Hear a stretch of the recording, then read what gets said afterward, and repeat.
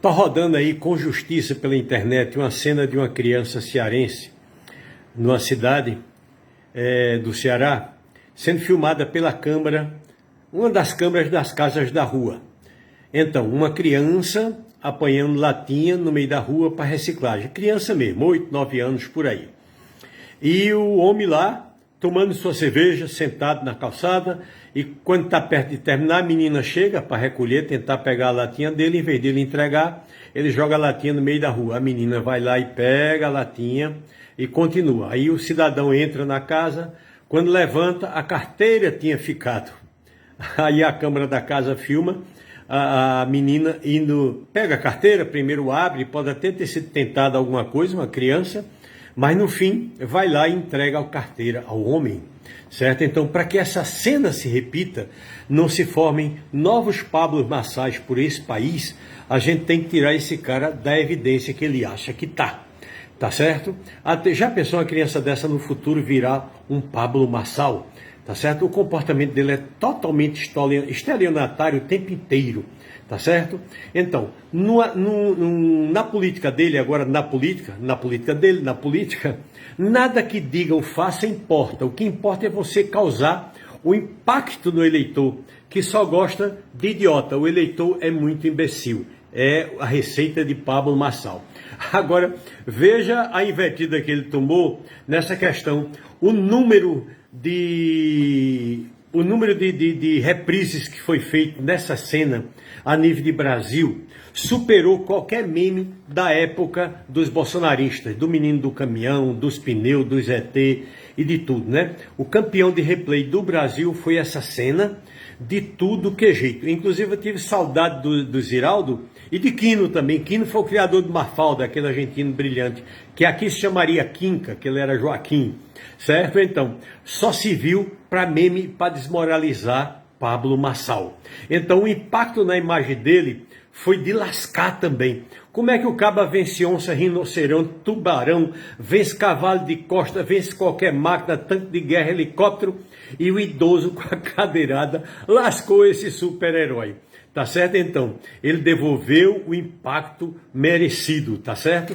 O impacto foi merecido. E eu acho, inclusive, que a cadeirada também foi um pouquinho merecida, para a gente julgar mais na frente, tá certo? Então, e também que ele cometeu várias imorais agressões psicológicas, certo? Fez os eleitores dele passarem vergonha. Os eleitores bolsonaristas e os evangélicos foram os que mais abandonaram ele, segundo as pesquisas. Tá certo? Então, ele vem com essa história de fazer provocação sem prever a reação. Ele podia fazer um estágiozinho aqui no Nordeste, certo? Você sempre tem que admitir que do outro lado pode ter uma 14 polegada. Se ele quiser saber o que é uma 14 polegada, ele vem estagiar no Nordeste para aprender a não provocar. Como é que o cara faz uma provocação e não se prepara para nenhum tipo de resposta que venha? Tá certo? Até porque a levantada do braço foi assim, o arco reflexo, se defendeu reflexamente, certo? Não sei como ele se defenderia de outra coisa, né? Da cadeirada até que deu, Aí vamos lá. E agora vamos entrar direto com um amigo meu, gente boa de Goiás, chamado Cristiano Silva. Ele escreveu um livro sobre Pablo Marçal, mostrou todo o lamaçal de Pablo Marçal, que agora já é areia movediça. Chama-se, o título do livro é bem sugestivo, A Trajetória de um Criminoso extremamente perigoso. Tanto é que o juiz da sentença lamentou muito a prescrição por ele ser um adulto jovem, ter menos de 25 anos. Aí, como era primário, reduziu, como tinha menos de 25 anos, reduziu de novo. A gente chama de a lei do pivete. Então ele se confessou pivete para escapar de sair na prescrição, tá certo? O sócio dele, o chefe, o pastor Danilo Oliveira, onde é que está esse cara hoje? Está no Paraguai. Fazendo o quê? Pastor evangélico? Não, ele é bispo evangélico. A igreja dele é do lado do aeroporto de Assunção, porque qualquer coisa ele entra no avião e vem-se embora, tá certo? Então, segundo o juiz, ele podia ser primário, mas já era integrante de uma facção, quer dizer, não era principiante. E o dinheiro que o juiz lamentou, eles ficaram com 5 milhões. O banco pagou algumas pessoas, outras não, mas eles nunca devolveram o dinheiro, nem a justiça, nem o sistema financeiro. Pode ser esse dinheiro que está aparecendo como milagre por agora, né? Tá certo? Então agora de uma hora para outra está aparecendo.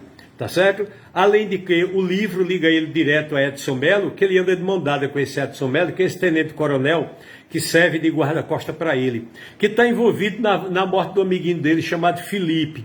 Vocês viram o Brasil todo em viu aqueles pessoal do PCC indo de avião até o Ceará e o piloto, que era Felipe, descendo para eles eliminarem. E esse tenente-coronel, que é o guarda-costa de Pablo, foi quem eliminou Felipe, aquele piloto daquela quadrilha, tá certo? Então, o juiz disse que ele era integrante de uma quadrilha de assalto a banco, a mais importante do Brasil. E no processo mostra como era a armadilha, tá certo? Era o e-mail do amor. Mandava um e-mail para você, se fosse homem, para você mulher se fosse homem, de qualquer jeito. Então, você abria, que era uma pessoa do outro sexo, mandando um e-mail para você. Quando você abria, aí o charlatão entrava nas suas contas e lhe limpava. Quer dizer, ele é um coach político da pior qualidade. E se livrou por causa da lei do pivete, tá certo? Agora, se fosse um PPPP, o preto pobre periférico lá de São Paulo, ia ter sofrido muito na mão da polícia. Ele continua delinquente até hoje, só que está delinquindo de outras formas. Mas temos que tirar Pablo Marçal da história da política brasileira. Vamos complementar agora com essa questão dos Estados Unidos, que Putin ficou Putin com ele, que ele vendeu armas para a Ucrânia. Armas só pode ser usada por satélites americanos. Então a Rússia foi atingida por armas guiadas por satélites americanos. Então Putin já fez isso aí. Mesma coisa agora com esses pagers de Israel. O secretário de Estado americano disse que não sabia. Agora vê coincidência. Todos os moradores do Líbano e adjacência, que eram cidadãos americanos, empresas americanas, trocaram seus pagers, seus walkie-talkie, até uma semana, 10 dias antes do ataque. Certo? O que é que os Estados Unidos fez com isso? Enricou a China de uma vez. Porque se você comprar qualquer produto do Ocidente, você se lasca. O que é que Elon Musk fez agora com todos os carros da Tesla que estavam na guerra a favor da Rússia? Ele desligou, ele vendeu os carros e agora desligou os carros, do mesmo jeito que desligou o satélite Starlink no dia que quis. E com isso eles estão enricando a China, porque a China não é Tesla, é BYD. Então já sabe, minha gente, comprou produto industrial do Ocidente, qualquer que seja, carro, avião, helicóptero, peixe, telefone celular inclusive. Então caiu muito esse telefone celular bem famoso no mundo todo, ninguém mais quer fora dos Estados Unidos. E aqui no Brasil, se você quiser também, é porque você é burro. Então Israel e Estados Unidos acabam de tornar efetivamente a China na maior potência econômica do mundo. Então parabéns a Israel, parabéns aos Estados Unidos pelo tiro que deu nas próprias economias. E mais uma vez, viva a decência e viva a China e o modelo chinês de viver. Tá certo, gente? Vamos ver se a gente cria vergonha e esses americanos têm que tomar jeito. E de uma vez por todas, essa declaração de guerra de Israel, usando aparelhos civis como arma de guerra, isso tem que ser condenado no mundo inteiro. Se você tem uma televisão na sua casa, explode. Você tem um liquidificador, explode. Porque eles só pegaram um aparelho eletrônico, não é porque foi de comunicação. E vai ser o celular. A gente agora vai ter que abrir o celular e ver como é que ele está funcionando. Então foi isso que os americanos fizeram. Acabaram com a indústria e com a economia ocidental, com essa parceria com os israelitas. Porque de fato eles sabiam. Tanto sabiam que trocaram milhares e milhares de aparelhos em torno de 10 dias antes. Então, Estados Unidos, parceiro ou cúmplice de Israel? Decidam aí vocês. E mais uma vez, meus pêsames por terem tornado a China a maior potência mundial. Está abarrotada de pedidos que não tem condições de cumprir, inclusive nos próximos anos.